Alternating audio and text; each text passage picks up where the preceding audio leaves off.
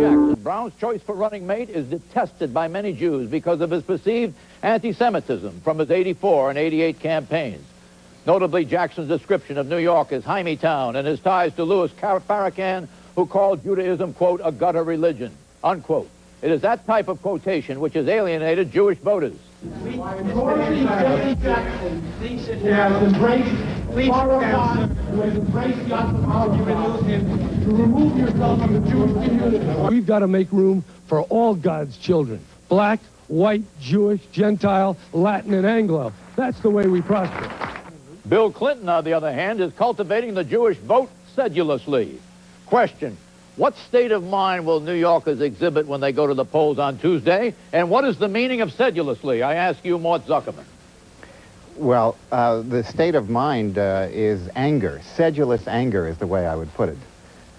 New York, after all, is the place which leads the world in the number of people around whom you don't make a sudden move. Everybody there is really angry. If God lived in New York, they'd be throwing rocks through his window. And Jerry Brown is playing with this anger and provoking it and manipulating it. But at some point, I think they're turning away from him and they're turning to Bill Clinton because they like his programs a lot better. Jerry Brown is like a Doberman Pinscher. You can't debate with him, but at some point that effectiveness disappears. Well stated, Mort. We know you have your fingers on the pulse of the people of New York, at least the beautiful people, the ones with the homes in the Hamptons. Would you care to speak to this issue? Right, I thought God did live in New York. The welcome mat in New York reads up yours, but and if the election were held a week ago, Jerry Brown probably would have won. But the ever-resilient Bill Clinton, after being real uptight about the tabloid coverage, has now gotten into the swing of things. He's cracking some jokes at his own expense. He's waded into the belly of the beast, and I think he's going to, pull this out. The doubts about him will remain, but the best way to put those aside is to win. I wish all this intellectual discourse mattered, but, New York reminds me of Tip O'Neill, my old mentor and boss, used to say that all politics is local. In New York, all politics is tribal.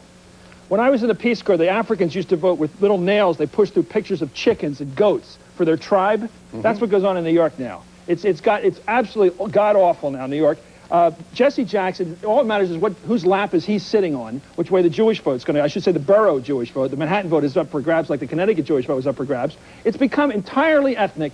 Brown's going to lose this thing by about 10 points, and the margin of victory is going to be Jesse Jackson. Morton, what's the New York state of mind? Well, it's Bonfireville, and I think everybody has described adequately how angry and nasty it is, and I agree with Chris that it is tribal. The thing is that Jerry Brown is not able to capitalize on Jesse Jackson's appearance with him in the black community because the support, the turnout for Jesse Jackson will not be transferable to some white guy, even if he's traveling around as Jesse Jackson's puppet.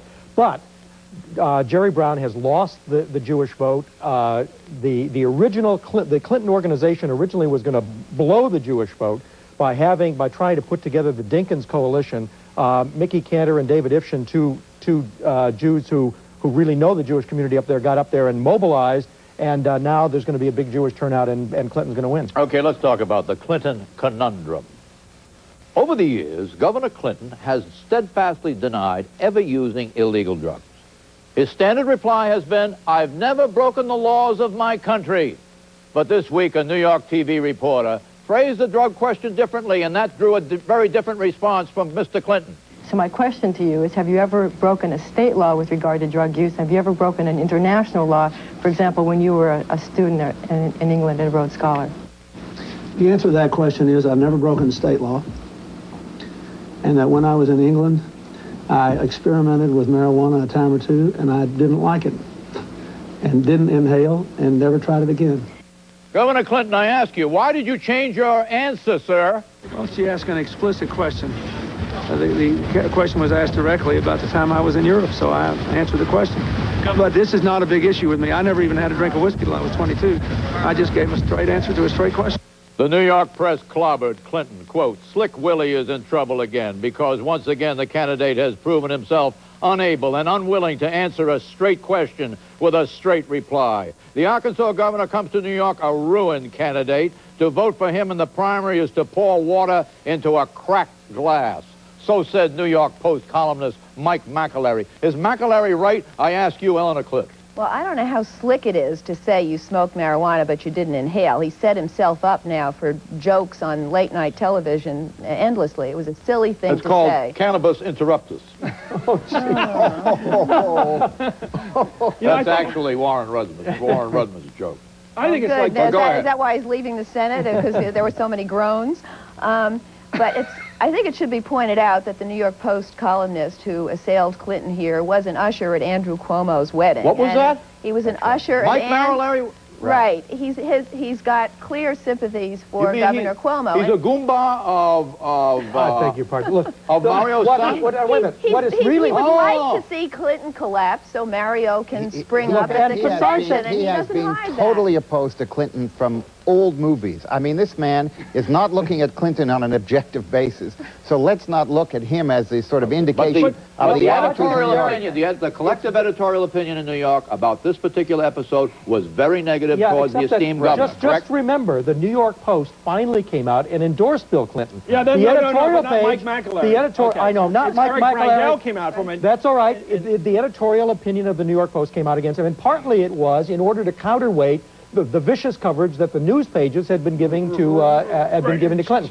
Now, the other thing is that he was asked a straight question, and he gave a straight answer. Oh, they did not give a straight answer. Yes, I'm defending Lord, it Clinton. was Yes, ridiculous. It was fatuous. Anybody who grew up in the 60s, it's like saying, I tried beer, but I didn't swallow it. It's a nonsensical statement to say you tried dope and didn't inhale. You know what it reminded me? Remember George Washington? He's asked by his father, did you chop down the cherry tree? This guy would have said, I didn't break the laws of Virginia. He wouldn't give you an answer.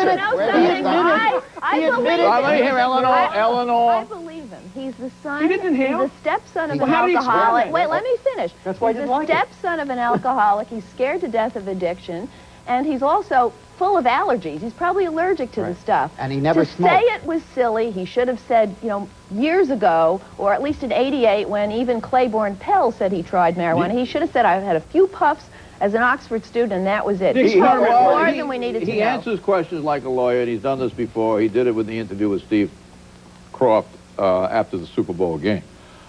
Do you think that there was a larger question here? For example, if there were a Clinton administration, and his administration were answering questions, and you would say the head of an oversight committee on intelligence, and you asked this man a question, would you then be a little bit leery of it? If he was president of the United States... Wait a minute. I also want to ask you this. There are 700 superdelegates from there from Capitol Hill. Is this kind of response to this kind of... Of course, you're going to ask this guy 50 questions. He said, I didn't sleep with the woman. You got to say, did you have sex with her? Because, of course, you didn't sleep with her. Did you drink whiskey at 22? When did you have your first bottle of wine? When did you have your first six-pack of beer? He doesn't give you a straight answer on anything. You've got to lawyer the guy. Suppose he used Clearasil as a teenager. Do we need to know that, too? No, just a straight answer to a straight question. Every politician gives answers that are somewhat ambiguous. Have we ever, this is like saying I'm shocked that a politician doesn't give anything other than the perfect straight answer that you are happy with. That goes in the nature of the business. They have to deal with exactly. The words You act like you've never been to a White House briefing. I mean, you have to go fence the answer around it. What they once said of Barry Goldwater, when they trashed him in '64, the Democrats, rightfully so, they said, I don't want to have to wait till Friday to know what the Democratic or Republican candidate said on Tuesday. This guy, you got to go through the paper like a Bible student and figure out what he meant. He said whiskey. Now, what does that mean? The average person, that means no alcohol. To him, it means wine and beer, definitely. I mean, he's always, I didn't inhale, that means you can't trust him. So you think it's ruinous politically? He doesn't know how to give you a straight answer. Put him on sodium pentothal. And the political impact of that is ruinous. Is that true? Ruinous to the independent voter. Democrats are so gung-ho to get the White House, they'll take any crap from this guy. The bottom line is, independent voters have to make up their minds. Exit question. Who will win the New York primary this coming Tuesday? Will it be Clinton or Brown, and by how much? Mortimer. Bill Clinton by over 10 points. Over 10? Over 10 points. What are you saying, Eleanor? I agree with that. Clinton with 51% of the vote, Brown with 37, and maybe Tsongas will have 12. Good guess. I'd say 45-35. 45, 10%. Yeah. What are you saying? 15 points, 50, 35, the rest for Tsongas. The answer is Clinton will win by a net 8 points.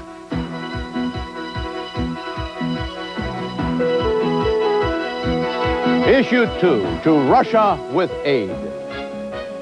The U.S. will also join in a multilateral effort to marshal roughly $18 billion in financial support in 1992 to assist Russian efforts to stabilize and restructure their economy. But for all his experience, skill, and cautious professionalism. The President has still failed to articulate clear goals for our nation's foreign policy in this new age. This Clinton clip notwithstanding, President Bush and Bill Clinton agreed on something this week: aid to the republics of the former Soviet Union. Minutes before Governor Clinton unveiled his aid plan, President Bush burst into the White House press room to announce his plan: $24 billion in aid from the U.S. and its allies. Out of that $24 billion, the U.S. will commit $1.5 billion to stabilize the ruble, and another $3.5 billion in loans and other aid to the CIS, the Commonwealth of Independent States, namely Russia and the republics. Total U.S. price tag for the CIS aid, $5 billion. Some Americans are not exactly thrilled about allocating billions during a recession, but others say that indeed it is the right thing to do. He has no trouble seeing the need to stabilize the ruble in Russia. Where's his plan to help Americans trying to make a buck here at home? We are headed down the road, the end to which we cannot even see now. This is going to cost tens of billions of dollars, and it's not going to work. This is a recession year, and aid is not popular. But in aiding them, we're helping ourselves. Is Nixon right? Is it in the national interest of the United States to give aid to the former Soviet Union now? I ask you, more ton salt. When it rains, it pours. Yeah, thank you, John. It obviously is in the interest of the United States if we were interested in stability and reducing our defense budget and not having the Europeans terrified by explosions in the former Soviet Union. I think it's interesting that the Bush administration was late with this. Dick Gephardt, the House Majority Leader, called for this months and months ago.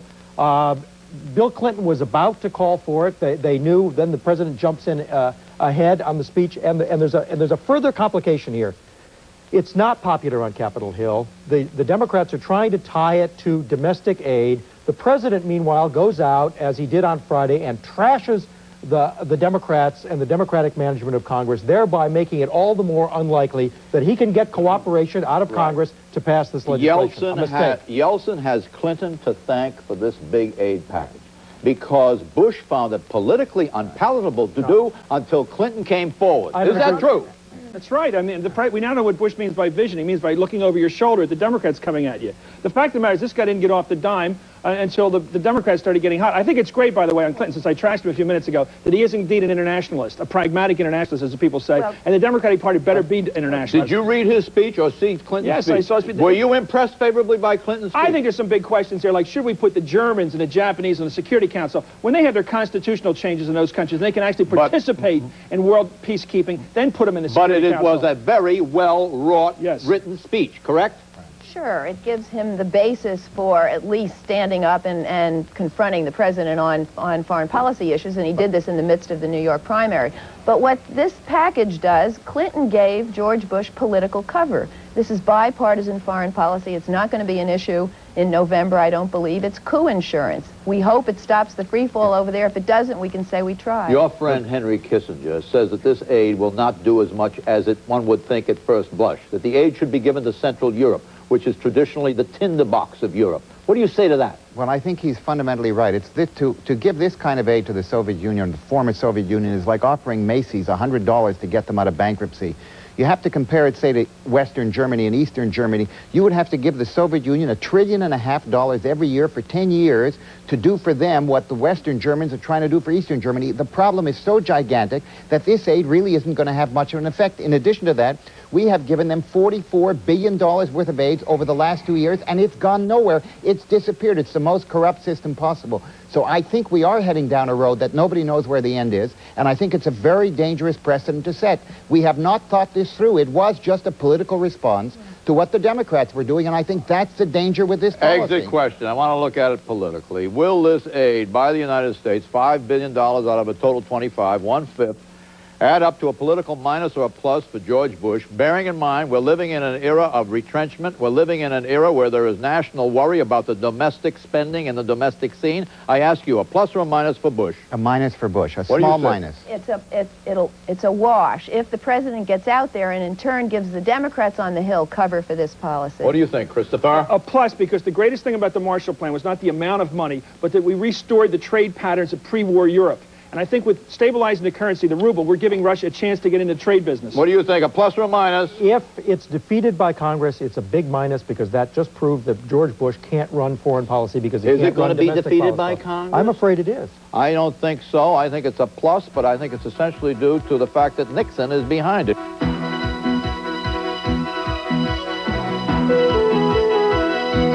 Issue 3, political potpourri item waiting for Perot. H. Ross Perot is one step closer this week to announcing his run for president. The Texas billionaire named an interim vice presidential running mate, retired Vice Admiral James Stockdale. Stockdale was a Vietnam POW for 7.5 years and is now a senior research fellow at the Hoover Institution at Stanford University. Perot needed to name an interim candidate to get on the ballot in 28 states. Meanwhile, critics of Mr. Perot are coming out of the woodwork. One critic points out that although Perot postures himself as an outsider and a quote-unquote self-made billionaire, the company that he founded in 1962 has thrived on millions and millions of dollars of U.S. taxpayers' money, notably through government procurement data processing contracts for Medicare and Medicaid programs. Question, will the now surfacing criticism of Perot kill the Perot fervor, I ask you, Christopher? Possibly, but what will really kill Perot, and he will be killed, and people will say no to Perot within the next couple of months, is that he has no solutions. We have a $400 billion deficit. He claims to be a billionaire expert on the economy. What is his solution to the deficit? He doesn't have one. It's not an engineering problem. Higher taxes on the rich, a simpler tax code? That's not $400 billion, that's a given. No, it isn't. What do you say? He's got very attractive sound bites, and I don't think people want detailed programs. They want the sense that somebody's going to do the right thing, and I think he does come across that way. And you've got to take anybody with $100 million seriously. You've got candidates with $100 million. That's what the Democrats and the Republicans will have. So he will be competitive, but people will ask him, how are you going to solve these problems? And he's going to say, I'm going to have a national town meeting on the air. And that's not the way you get problems solved. Exit question. Is Ross Perot essentially a flash in the pan or a force to be reckoned with, I ask you? Absolutely a force to be reckoned with. This is a man who has done something.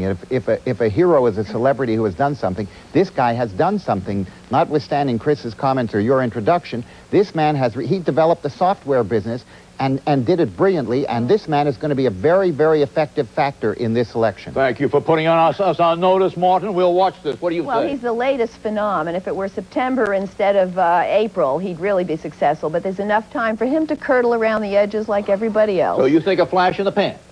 No, I think he's going to... You agree with what's been said by some commentators that as soon as he announces he's going to be a goner? No, he's going to get us... By November, people will be thinking of him as one of the extras on Gunsmoke. He's just going to be somebody hanging around town. Flash in the pan. I said 6% last week. I'll give him 10%. 10%? You see, so he's not a flash in the pan. I don't think so. George Bush the answer is he's a flash in the pan. Item, perk up, George.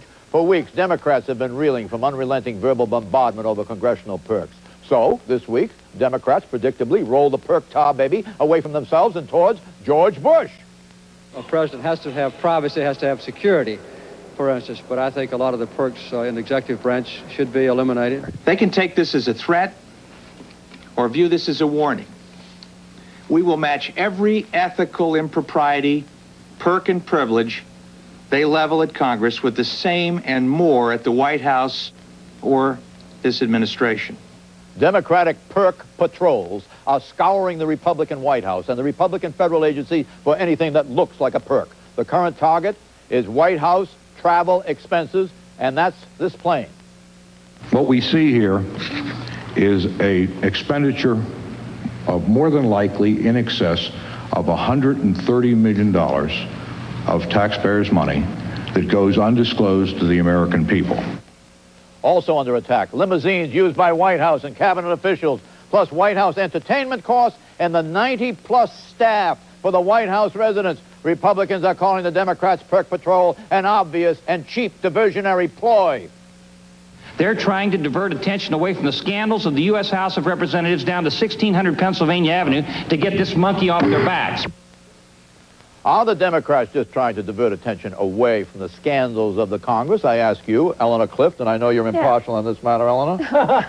Well, Congress is firing a pea shooter at the White House, and this is not going to reverse the tide of public anger. And in fact, the mood in Washington and the country is like it was in Eastern Europe before the collapse of communism. And you've got the apparatchiks on Capitol Hill lining up at the stationery store now to hoard their discount designer wallets for fear it's going to be taken away and getting their $3 car washes. Who won the perk war this week, Eleanor? Well, was it the Democratic Congress or the Republican No, George Bush? It's laughable. I don't give it to George Bush. I don't think it's entirely laughable. I mean, the Secretary of State was found to have spent hundreds of thousands of dollars on flights for which he paid $17,000. It's going to cut both ways, but I still don't think it's business, it's going to, not when he's going on vacation. We got to get out. Not when he's going on vacation. I do think this is just vacation. It will hurt, but the Democrats are still vulnerable on the issue. The Republican National Committee pays about $17,000 a trip for Air Force One and all the attendant stuff for a political fundraising trip when it really costs $150,000. Quickly, we've got to get out. Who won this week? Draw. The Democrats still lost because of the baseball cards. Every member of Congress now has hits, runs, RBIs on how many checks he cashed, the face value, and how deep in the hole he was. Those baseball cards are going to be useful to their opponents right through November. This thing's going to be forgotten when we're talking about this week. Neither won this week. Neither George Bush and the Republicans or the Democrats in the Congress. The winners were Perot and Brown.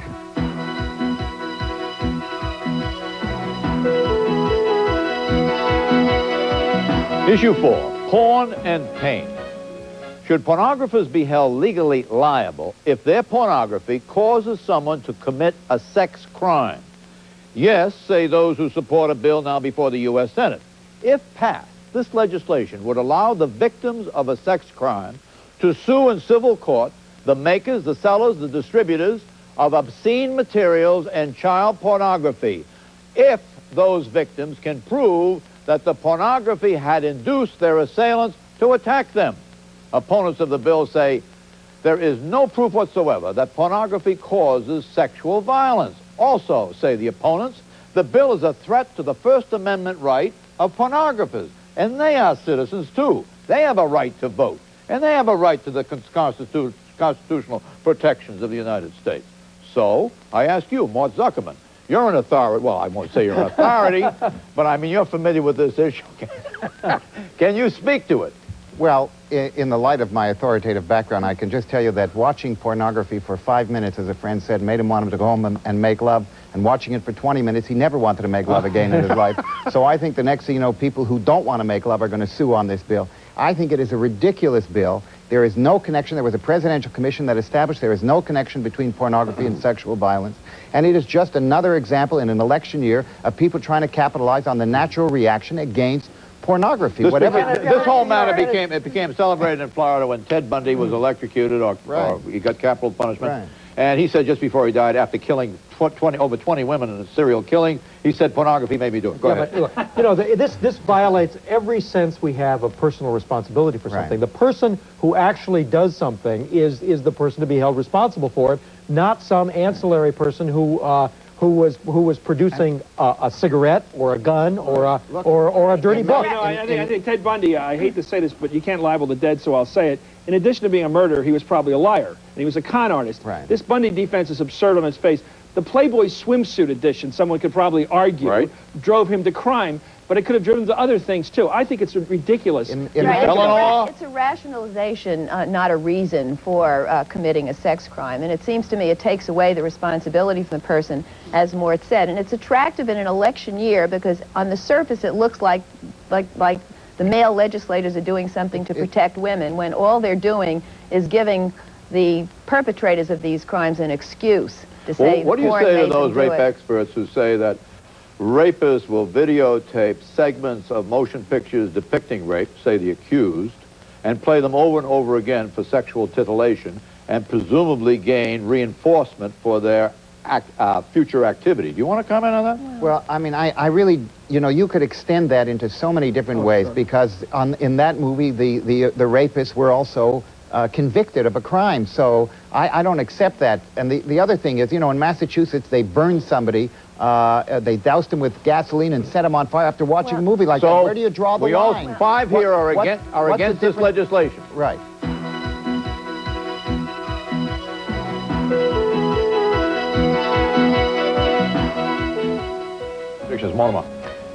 Famous Washington insider Clark Clifford and Bob Altman will be indicted within 2 months on the BCCI scandal. Whoa, Eleanor. Geraldine Ferraro wins the Senate primary in New York and faces D'Amato in November. 125 new members of the House of Representatives next year. Wow. That means the Democrat... Oh, I can't ask you. Go ahead. We're running out of time. Within the next 3 months, bombs away on Iraq. Democrat Carol Moseley Braun will become the first black United States senator in the history of this country, winning in Illinois. Bye-bye. The McLaughlin Group. GE is proud to support the McLaughlin Group. GE. From plastics to financial services, we bring good things to life. For a transcript, send $5 to Federal News Service, 620 National Press Building, Washington, D.C. 20045. Specify program date. To obtain a free McLaughlin Group Viewer's Guide, write Viewer's Guide, Box 786, Madison Square Station, New York, New York, 10159. Topics are selected by Mr. McLaughlin, and the opinions expressed are solely those of the participants.